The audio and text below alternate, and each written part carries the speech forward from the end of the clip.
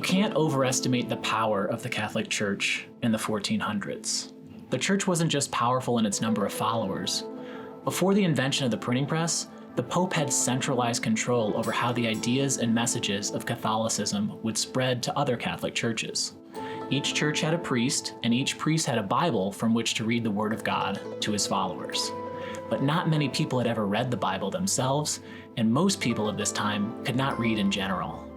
Books were rare, extremely expensive, and it was difficult to make copies.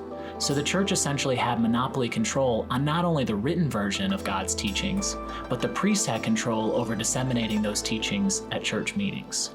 Suffice it to say, if you wanted to know what the Bible meant, you would have to go through the priest. Martin Luther was one of these Catholic priests. He lived in Germany, where he was also a professor of theology at a local university, and although he was devoted to the Word of God, he did not like how the church took liberties with its interpretations of the Bible. For example, in the early 1500s, the church needed to raise money for its military operations and missions to convert non-believers. And yes, I just said the church's military operations.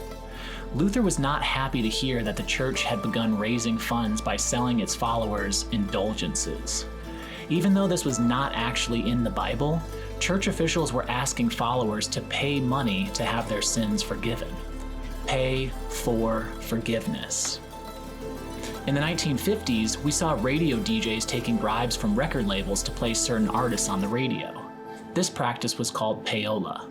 And now here, in the 1400s, the church is essentially taking payola to absolve sins. But the church didn't stop there. It actually gets juicier.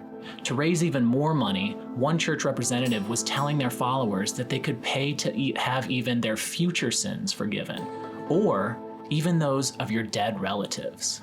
For many, it seemed like a small price to pay for eternal salvation.